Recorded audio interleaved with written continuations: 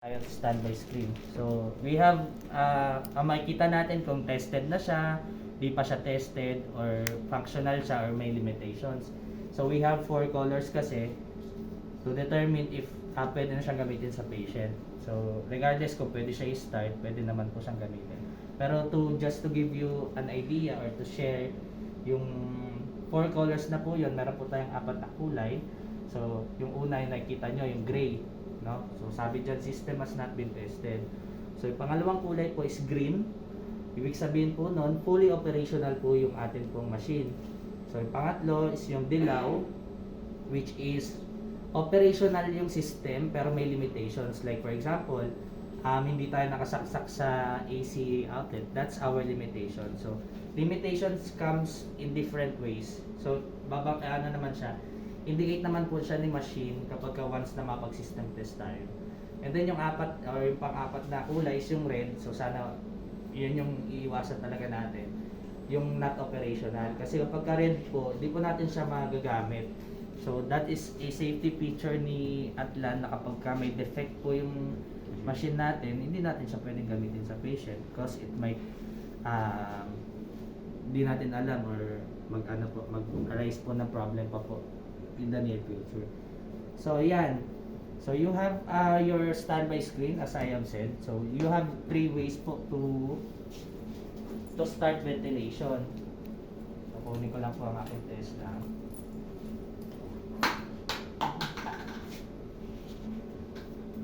So one is by just clicking this quick start manual spontaneous. So ito yung unang-una na means natin para mapag-start.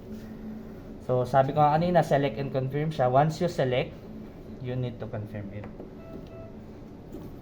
So, assuming that this is the lungs of the patient. So, automatically, pagka pinindot po natin yung quick start manual spontaneous, nasa manual mode tayo sa bagging. So, yun yung unang means natin para makapag-start ng ventilation. So, another one is this. So, standby ko lang, no? So, another one is this. This is start. So nakikita niyo po siya, no, yung itong start button natin. So either of the two will lead you to the same same screen. Yan. So in here, you can set or choose your patient demographic. So whether it's adult, pedia, or neonate. So if you just have to continue the case, pwede rin naman po. So in here, you can set your patient's age. Yun. So kung anong edad niya. And then yung height. So good thing with our Atlan, no, kapag ka nag-set tayo ng height, automatically kino-compute niya po yung ideal body weight.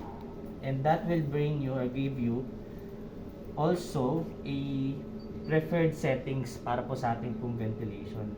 So pansinin niyo pong maigi, nagbago po siya. So yun po yung parang isa sa mga helpful tool ni Atlan. Nagbibigay po siya ng settings para po sa patient. Pero that also is depende rin naman po sa preference ng doctor. If you have specific settings, you can also parang encode sa sa settings Paano ulit yun, sir? Paulit na. Setting screen. So ito lang po, pagka magse-set po kayo ng age at height ng patient, so automatically naman po siya. So, halimbawa, okay. automatic naman po siya. Tapos yung sinasabi ko, doktor, na kung may specific kayo na settings for the patient, so pwede nyo naman din po siyang iset. Say for example 500, tapos ito 15, yan, mga ganun. Tapos this is your ventilation modes. So aside from manual spontaneous, you have your volume control, pressure support, and also your Jackson reset po siya sa external fresh gas outlet. So you will see that yung connection dapat dito sa gilid. Ayan po. Pagka mag-Jackson race po tayo, tapos confirm lang kapag kayo po. Tapos sa ventilation screen po natin, pwede tayo magpalit ng mga ng mga ventilation modes. So as I have said, this is your ventilation modes. So you have your volume control, pressure control. Tapos all your ventilation modes has SIMB. So hindi na siya separate na button for you to para mapindot na siya. Tapos bigyan ko lang din po kayo ng idea about sa volume control auto flow. So sa volume control auto flow po is a combination po ng volume control and pressure control. So ano po ba yung may tutulong niya sa patient? Let's say for example, sa patient natin ay ang compliance ng lungs niya ay mahina. So i-deliver po ni volume control autoflow yung desired tidal volume natin with the least and safest possible na pressure sa patient. So kapag naka-volume control kasi tayo, let's say for example 500 tidal volume din natin, i-deliver niya yan regardless of the pressure. So para ma-comply niya yung yung volume na needed sa patient. Pero sa autoflow po, nagde-depend po siya sa compliance ng lungs ng patient. So yun naman po yung kagandahan niya. So mapiprevent natin or malilesen natin yung mga traumas na maaaring makaano sa patient at for better anesthesia na rin natin sa mga patient natin. So yan siya. So you have your your screen. So ito po yung view 1 natin, no. So capable din pala tong si Atlan of reading tag dito, capnograph. Also your anesthetic gas. So dito sa screen na to lalabas kapag nag-on tayo niyan yung sevoflurane or isoflurane kung ano po yung ginagamit natin. So also your MAC values is automatically computed din kapag nag-ano tayo ventilate. So bigyan ko lang kayo ng ng quick review dun sa graph ng volume control and autoflow po.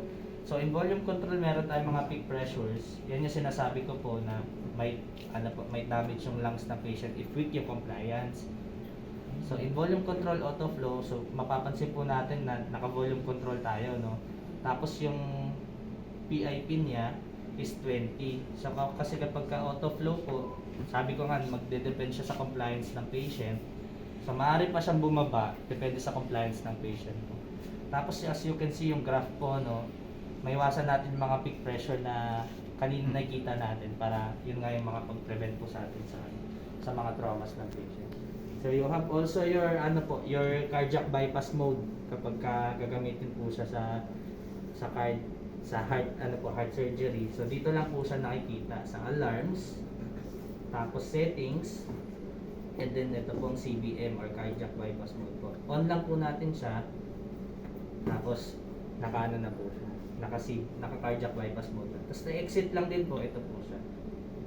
Exit or pwede pumunta tayo sa alarms, settings, tapos dito natin siya i-off. Yan po. Tapos ito pong screen na nakikita nyo, this is your basic screen. So you have 3 views. So you have your view 2. Yan. So sabi ko nga kanina, configurable siya. So meaning, halimbawa, pagka pinindot ko tong portion na to, you can choose sa sa given choices kung ano pong gusto natin makita. Yeah. So let's say this, nasa na siya si econometer.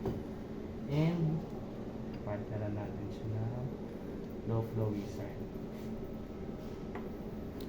So yan. So si econometer and low flow wizard, magka-partner po siya or pwede nyo siyang gamitin. Yes, kasi wala akong patient. Yan. Pwede nyo siyang gamitin po kapag nag-anesthesia na po kayo. Si econometer po kasi is your determiner if surplus, efficient, or deficit yung atin pong anesthetic gas na binibigay sa patient.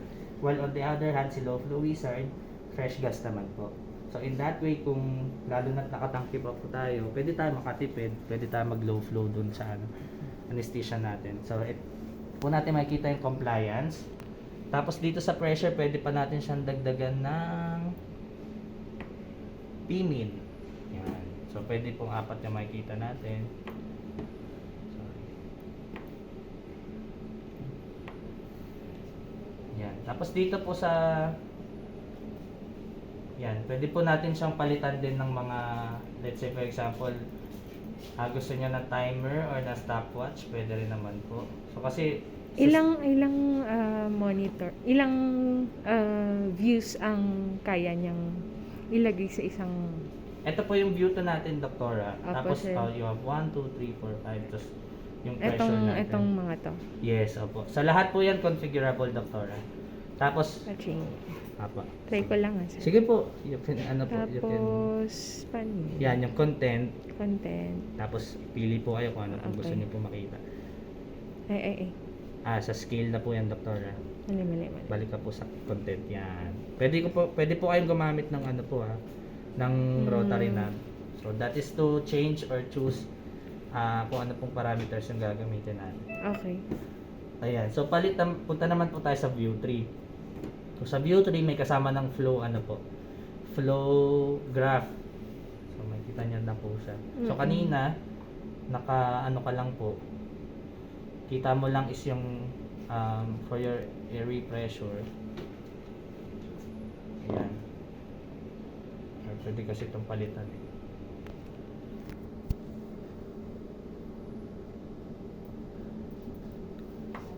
Yan, para maging pressure siya. Tapos kung gusto niyo naman po ng flow, pwede niyo rin siyang palitan po. Magiging flow yung graph niya. Tapos sa view 3, pwede niyo siya makita lahat. Pwede niyo siya samahan din ng RR kung gusto niyo po. Yan. Or kung gusto niyo po mauna yung tidal volume, pwede rin naman po. Yan, nagpalit lang sila. Okay. Yan. So you have a lot of choices to na pagpipilian po. So dito pwede nyo rin siyang i-set yung econometer and then yung low flow wizard natin.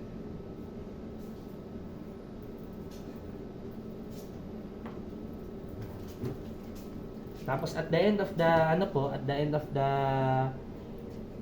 procedure, you can see yung gaano kadami na po yung na-consume natin. So punta lang po tayo system setup, system status, and then consumption. So you have your consumption ng fresh gas and then yung atin pong mga anesthetic gas. So it is beneficial para hindi na tayo maguguhit po dito. Dati kasi nakakita din po ako ng naglalagay ng masking tape doon sa vaporizer tapos guguhitan nila para malaman nila kung gaano karami yung na-consume nila. Dito, Per ano yan, sir? Per procedure po. Okay. So that's why So kunwari hindi kailangan i-off hindi kailangan i-off yung machine. yung alin po? Kunwari ginawa mo yung case 1. Tapos nung chinek mo, makikita mo yung consumption. Yes, Dr. Tapos yung sa susunod na patient, hindi siya mag-add up dyan or pwede siyang mag-adapt, Doktora. That's why pupunta po tayo doon sa mga tests. Kasi for you to be able to monitor per case yung consumption mo and uptake ng fresh gas and anesthetic gas. So dapat magka-conduct tayo ng leakage test in every cases. So your leakage test will only consume you 3 minutes of your time. So kasama na po siya sa system test. So now if we will gonna do that, so X lang po natin yung in every patient ili-leak test. Leak test po, opo. Para hindi siya para i-override niya po yung nakaraang case para sa panibagong case. Back to zero kayo. Kasi kung hindi, doktor, ang mangyayari niyan, yung first case nyo, tapos di nyo siya na-leak test, no? Ang mangyayari, dadagdag lang siya doon sa consumption na consume nyo. So, standby lang po natin. So, halimbawa, tapos na tayo, no? So, this is naman po, tawag dito, important to know para po sa mga nagsiset up po ng machine. So, like yung mga biomed, nagre-repair natin. And yung also, kayo din, doktor, for added knowledge lang din po. So makikita nyo po siya na ayan nga, kita natin na hindi siya tested. So for us to conduct yung system test, punta lang tayo dito. Pwede kasing ito pwedeng ito, itong test. So papakita ko lang po sa inyo yung So itong si system test, pina-perform siya every 24 hours. So on a regular daily basis po siya. So meaning bago yung first case, mas maganda na system test siya. Kasi itong nakikita nyo yan, lahat yan, system test yan, part ng system test yan. Itong si leakage test naman po, after changing ng breathing circuit after every patient, so depende po sa practice din kung po, yung breathing system natin kung 1:1. Pero one thing is for sure, leakage test is after every palit ng breathing circuit or ng pasyente. So yun nga yung binabanggit ko para hindi siya mag-aano po doon sa consumption ng fresh gas at anesthetic gas natin. So, itong si leakage test po, incorporated po siya kay system test. Ito po siyang part na yan. Yan. So, to start, yan. Meron lang po tayong mga prerequisite na kailangan po nating ma-consider muna. So, ito po yung procedure na po para mag-system test. So, yung una, ito po, kailangan may nakakabit po yung whitepiece natin or kung ano man pong braking circuit. So, mahalaga lang po na occluded lahat, wala tayong open. So, yan po siya. Ika-connect daw po dito. Yan. Connect siya, tapos yung braking bag. And then, set tayo ng APL valve to 30. So, kahit hindi ko naman po siya sabihin din, the machine itself will tell you how to do it. So, yung next is to close all flow valves. So, including this one. So, yung pag-open po niyan is counterclockwise. So, makikita niyo po yung parang symbol niya na pakapal. Ibig sabihin ng palakas yun. Tapos, yung manipis naman, pahina po yun. Yan. Tapos, this is to ensure that your vaporizers are locked. No? So, on top view, dapat nakaganyan po siya. Kasi pwede pong nakaganyan eh. Or pwede rin pong nakaganon. So, this is to ensure na nakalock po yung vaporizer natin. Yan. Tapos yung yung inlet po ng ating anesthetic gas, pwede po kasing, halimbawa, nalagyan siya, tapos hindi siya napansin na ganyan. So, dapat nakalock siya. Tapos, 0. So, itong tip po, kung ito nakikita niyo po, pagka magpapalit po kayo ng vaporizer, yan po yung ginagawa. Dapat nakatip po. So, para maaangat nyo din siya. So, i-unlock lang po natin. Pwede nyo na po siyang maangat. So, pagka magpapalit kayo, pwede rin naman. Pinakita ko lang. So, once na-consider nyo na po siya, pwede nyo na po siyang i-check. This is your filling level. So, regardless kung meron or wala, pwede nyo siyang i-check. Tapos, yung pressure nyo, kung available na po, if you're using tank, okay lang po. If you're using central, okay lang din po. So, this is to ensure kung meron kayong pressure. So, pagka nag-open po tayo ng flow valve, yan, mag-i-inflate po yung atin pong valve dapat. Yan, so mukhang mag-i-inflate naman siya. So, does breathing bag feel? So, yes. Kapag ka yes, check lang po natin. Yan. Tapos, this is to ano naman po, to determine if bago yung breathing hoses natin. So, dapat walang tubig.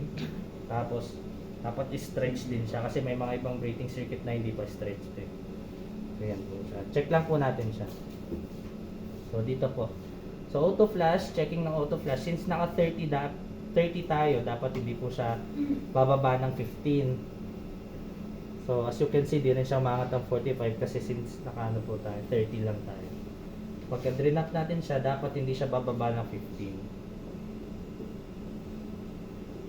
So, yan. So, nandyan na po siya. So, ito po yung sinasabi ko kanina na pwede tayo pressure drop. Yan. So, nag-0 po siya. Check lang po natin kapag okay na po tayo doon. Tapos, ito naman po, to see kung gumagana yung audible alarm. Yan. So, tumunog naman po. Tapos, ito yung mga natin, mga other accessories na kailangan lang present. Pero since kung wala, okay lang din naman po. Tapos, itong flow scavenging system. So, ito para po sa mga active scavenging system po ito. So, if we're not, kung passive pa rin tayo, okay lang din naman po. So, yan. Kapag ka-active po kasi, maglalagay lang tayo ng hose dun sa may scavenging system.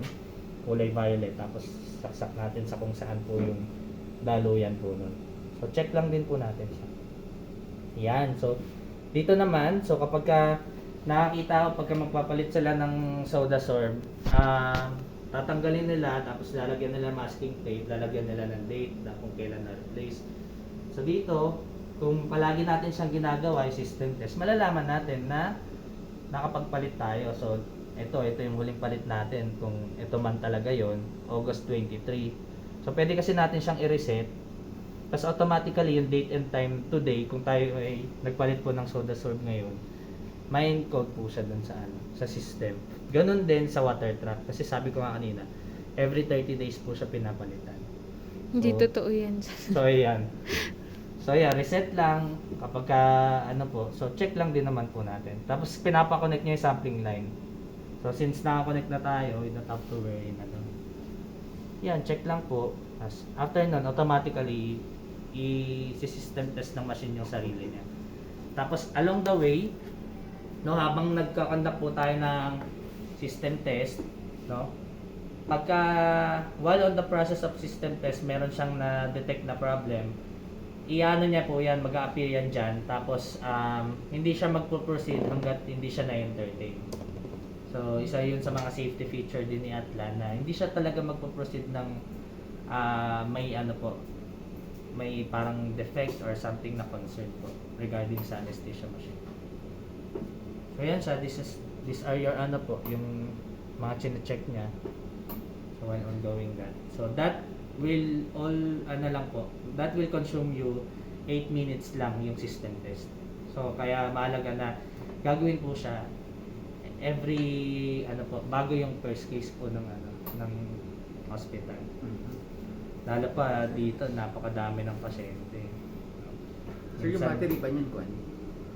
Ano? Parang auto shutdown pagka full charge na siya. Opo. Good question po, no. So, hindi ko pala nabanggit na si Atlan or yung Draeger anesthesia machine is piston type na ano na siya, ventilator. So, meaning electrically driven, electronically controlled. So, kuryente na po yung nagpapatakbo sa ano niya, ventilator. So, what if mawalan tayo ng gas supply? So, on other anesthesia machine, yung bellows niya babagsak, di na kayo makapag-ventilate. Pero sa atin po, makapag-ventilate pa po kayo. So, lead time po nun is 20 to 25 minutes for you to have your backup supply ng oxygen. So, ganun po siya katagal na makapag-ventilate po. So, what if naman? So, laging tanong, since kuryente ang nagpapatakbo, what if mawala ng kuryente? No? So, dun papasok po yung sinabi niya po na battery. So, may battery backup time siya na 2 hours initially. So, kung meron pa kayong UPS, may plano kayong mag-purchase ng UPS, madadagdagan pa siya. So, yung sa charging time, pag napuno po yan, automatically that will shut down. Hindi siya magsha-shutdown yung machine, pero yung charging. So, that will automatically stop. Tapos kasi pagka yun nga yung sinasabi ko, no? So okay lang na pag full charge na yan, miski hindi natanggalin sa plug. Yes, diba? pwede. Kasi shutdown Ganun naman naman siya. charging. Pero yung battery natin, part of ano kasi siya, maintenance. So every 2 years siya pinapalitan. Yung battery niya. Siyempre, since battery siya, talagang makakonsume talaga siya. Ayan. So, yung switch sa likod, meron kasi tayong dalawang ways or dalawang possible na pwedeng gawin. So, one is, yan, yung ginagawa natin na nakabukas lang yung switch sa likod, tapos nakasaksak tayo sa mains. If ayaw natin yun, or kahit sinabi ko na magsistop yung charging niya, kung gusto nyo na from time to time lang siya charge, pwede naman po. Basta i-off lang din yung switch sa likod. Kasi, pag naka-on yun, tapos ito naka-off, magko-consume pa rin siya ng battery eh. Kaya kung mapapansin nyo kanina, ayan siya, no? Nagcha-charge siya ulit. Kasi, kung full charge siya at hindi naman siya tinanggal, so, bakit siya, parang mababawasan? So, yun yung consuming ng niya. Kasi minsan ito nang namamatay yung isa. Yun. Mas maganda pag Ayaw sabay din na namin lang po sila. na parang natatoxic kayo na, bakit hindi magbubukas to? Hindi nagbubukas. Yung pala, hindi kayo nakaswitch sa likod. So, yun yung recommendation namin na dapat nakabukas talaga sa likod tapos nakasaksak tayo sa mains. Para continuous yung niya, yung flow. Yung regarding sa water trap, sir, as long as ma-maintain ba na hindi mapuno yung water trap, okay lang ba siya mag-exceed sa 30 days? That will depend sa performance ng machine. Kasi merong yun sabi ko nga, di ba, sinasak out nila, tapos as in, ang tagal na ng water trap na yon, since part siya ng consumable, dapat pinapalitan din siya. So there will come a time na mag-expire talaga siya kahit na sinasakat natin siya. Kahit sinasaktan. Ganun talaga siya. That lang yon, yung sinabi ko na yon, parang safe measurement siya na ginagawa kapag wala po talagang stocks. Pero yun nga, sabi ko, best option natin is to have stocks po talaga. Yes, ma'am. Kaya, yung sa mga anis machine, hindi, baga, kunwari 3 yung nakalagay dito. Low yung nade-detect. May ba yun? Calibration? Oo. Sa po, ma'am, sa study ni Draeger, yung mga vaporizers po natin, calibration free siya. Oo. So, meaning hindi na siya kinakalibrate. kasi that's a part of maintenance din po sa side na yun. One of the advantage of this yung Draeger na anesthesia machine is that calibration free yung yung vaporizer. So what will help us with that? So makaka-help po yun kasi pagka halimbawa kinakalibrate yung vaporizer natin, taon-taon natin siya gagawin. And yung calibration nun, yung vaporizer pinapadala sa ibang bansa. So bukod sa cost niya, yung downtime pa na wala magagamit na vaporizer, what if ang daming pasyente tapos kailangan ng vaporizer? So yung si Draeger po available siya lagi. So that's why tinuro ko rin po sa inyo yung transport mode. So in the event na magpapalit kayo or bubuhatin niyo siya, kailangan naka-transport mode siya. Ay, wait. Doc, sige lang po. Transport. Okay. Ayan. And off. Ay, sorry Doc. Pabalik lang po kasi nagte-test ko. Ay, sorry. Sige, okay lang. Kasi mag-open siya. Ito sir, ilang years ba o months pinapalitan to kahit hindi contaminated? Yung Kasi alin sa- po? Yung Once na contaminated na siya, sir, dapat pinapalitan. pag hindi contaminated. Kasi nag-ano siya nagre-regen siya. Halimbawa, nagkulay siya. Tawag dito, babalik siya sa puti niya pagka hindi natin napapansin. Ngayon, ang indicator mo dyan sa CAPNO. Pagka yung CAPNO graph, yung waveform niya is hindi tumataas dun sa parang desired value talaga natin. So, possible na gamit na yung gamit na yung soda serve natin. So, yun yung mga doon mo ma-determine. yes, so isa yun sa pwede nating determining factor. Kasi di natin malalaman kung Kasi kung gaano ba katagal na nako-contaminate. That depends on our lagi natin procedures, kung gaano siya lagi ginagamit. So sa waveform lang na Isa yon sir sa mga alam ko na na determine na parang contaminated na siya. Tas yun nga sabi ko kasi pagka na-contaminate siya, magko-color violet siya. Tapos katagalan, halimbawa di natin pinalitan, babalik siya sa puti Babalik ka sa puti. So parang makikita natin, uy, parang pa rin oo, yun. So tapos ang palitin din pala niyan kapag ka na-contaminate na yung let's say for example, part of it is contaminated, lahat yan papalitan. So hindi siya, syempre yun, sa una kasi sa baba mapipili mo ba yan na ilalim lang yung papalitan mo. So yan siya, after ng system test, malalaman po natin kung anong kulay. So kapag ganyang green, pwede na siyang gamitin sa patient po. So on the technical side, nabanggit ko na yung sa water trap, yung sa battery. So meron pa po ba kayo sir na concern? Yung most likely yung kanong talaga water trap kasi Yun talaga yung parang pinaka doon hindi siya na monitor. So that's why it is an important reminder para sa atin po to check lagi yung water trap. Kasi yun nga sabi ko, imbis na water trap lang papalitan natin, kapag ka nakalimutan kasi natin, yung buong tawag kasi dyan MPGM So yung module mo na yun yung nag-enable sa atin to read yung fresh gas, yung anesthetic gas, your capnograph and all. So yun siya, yung mga special features ni Atlan, dyan siya nanggagaling. So kaya ito yung parang pinaka-vital load dyan. Yan. Doktora, may question ka po? Alright. Sana magamit na siya ng mas mahaba at hassle-free. Yan, leakage test, ganun lang din. Same lang. Mas lang po, mas konti lang. Mas konti na lang, oo. Opo, kasi yung So, Sige, Doc, after pwede niyo ng... siyang i-conduct po. Before mag-start nung next case, no, dapat ito. Opo. Yan. Mas konti siya. So, ito na lang i-check mo. Okay.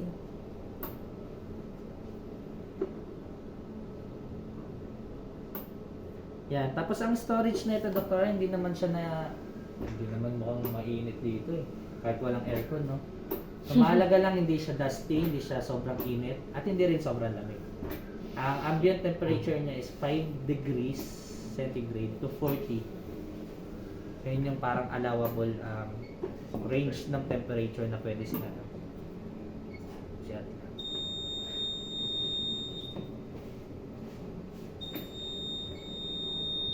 Ano Mag-warm up ka na ba?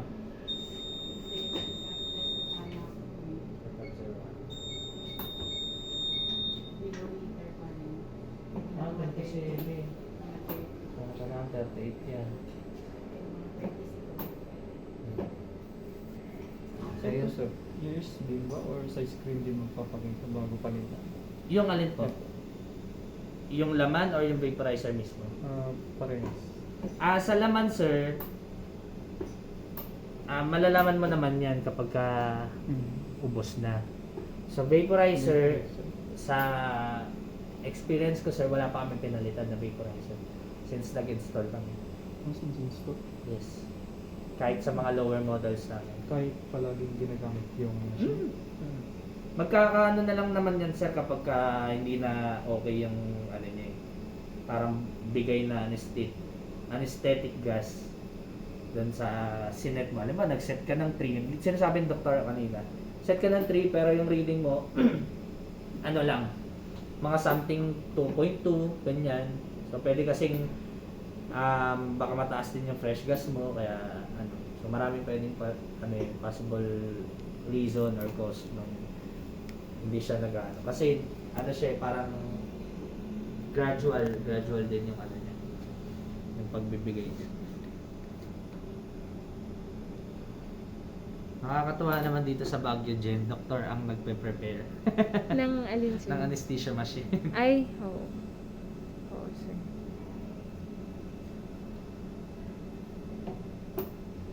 Ayan.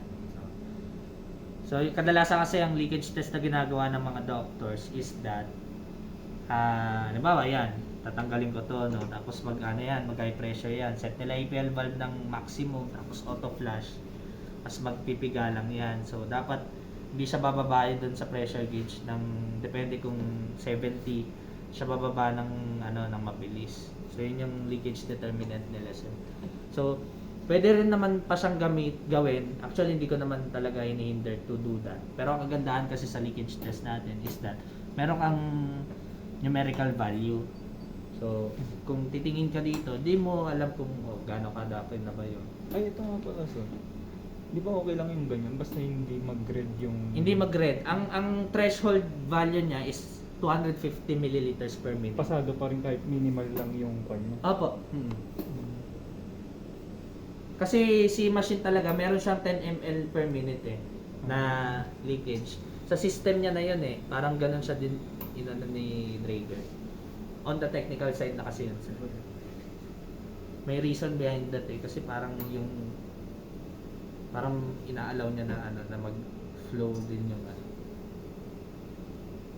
Yan, so after niyan, tapos na leakage test. Tapos Pwede na, makikita niya po dito, Dr. yung yan, zero siya. Kapag System check up. system setup, tapos Set up pala. Makita mo yung system setup, tapos system status, consumption, 0. consumption. Diba, back to 0 siya. Okay, sir. So, yan po yung natin. Thank you, thank you. Wala pa ba picture nito? Hindi na.